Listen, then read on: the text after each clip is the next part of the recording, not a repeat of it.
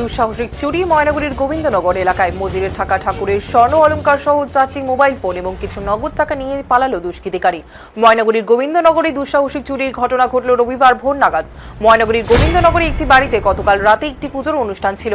অনেক রাত অবধি পুজো এবং প্রসাদ খাওয়ানো হয় আত্মীয় স্বজন সহ এলাকাবাসীদের। পরিবারের এক সদস্য নীলু রায় জানান, অনেক রাত অবধি বাড়িতে সেই পুজো হচ্ছিল, এই কারণে অনেক রাত পর্যন্ত নিমন্ত্রিতদের খাওয়ানো হয়। সেই সঙ্গে অনেক রাত হয়ে যায় শোলের ঘুমোতে। রবিবার সকালে ঘুম থেকে উঠে ঠাকুর ঘরে লক্ষ্য করেন লক্ষ্মীনারায়ণ এবং রাধা গোবিন্দর মূর্তিগুলির সোনার চূড়া নেই, সেই সঙ্গে গলার হার এবং সোনাও নেই। সেই সঙ্গে ঘরে থাকার 4টি মোবাইল ফোন এবং একটি মানি ব্যাগের মধ্যে প্রায় নগদ 5 থেকে 7,000 টাকা ছিল। তার জামাইবাবু সেই সব নিয়ে চম্পট দেয় দুষ্কৃতিকারীরা। এরপর পরিবারের সদস্যরা ময়নাগুড়ি থানায় অভিযোগ জানায়। অন্যদিকে ওই বাড়ির জামাই সুব্রত কর্মকার বলেন, শনিবার অনেক রাত পর্যন্ত পূজা এবং প্রসাদ বিতরণ হয় নিমন্ত্রিতদের মধ্যে।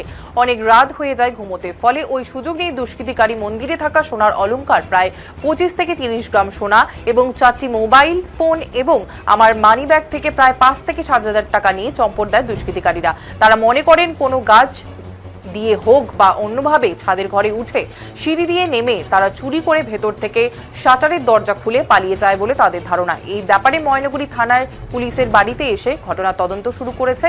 সেই সঙ্গে সন্দেহজনকভাবে পাশের নতুন একটি ভাড়াটিয়া এক যুবককে আটক করেছে পুলিশ। তাকে জিজ্ঞাসাবাদ করছে পুলিশ। ঘটনা তদন্ত শুরু করেছে পুলিশ।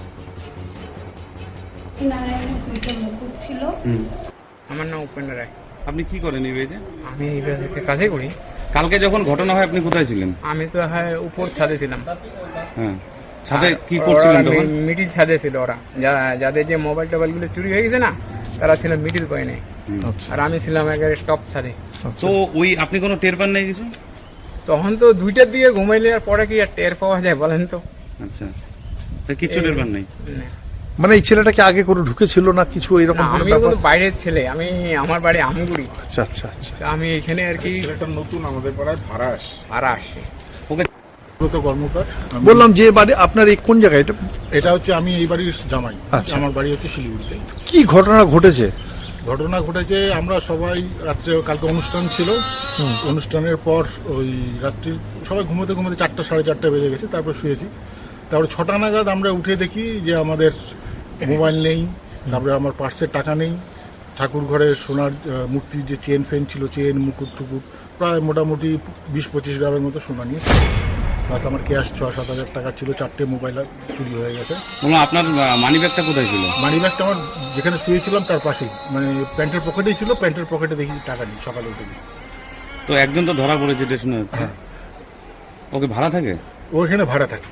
তা কি বলবেন, একটা লোকাল এইভাবে ভাড়া থাকে? এইভাবে তো আমার মনে হয় যে এইভাবে, এরকম শুনলাম যে একটা ড্রাগ এডিক্ট ছেলে, এভাবে ভাড়াটা না দেওয়াই আমার মনে হয় উচিত। পাড়ায় একটু জেনে শুনে ভাড়াটা দিলে ভালো হয়। থানায় অভিযোগ করেছেন? হ্যাঁ, থানায় অভিযোগ করেছি। থানার অফিসাররা এসেছেন, ওনার একজনকে ধরে নিয়ে গেছে। এখন দেখা যাক কি হচ্ছে। কি চাচ্ছেন এখন? এখন চাচ্ছি আমাদের জিনিসগুলো উদ্ধার হোক, আর এই পরবর্তীতে যাতে এইগুলো না হয়। একটা খালি কি আশঙ্কা করছেন, কোন দিক দিয়ে ঢুকলো? আমার তো মনে হয় এই সামনে দিয়ে, এখান দিয়েই ঢুকেছে। এই সামনেটা যেটা আছে এই দিক দিয়ে ঢুকেছে। ঠিক আছে, কি না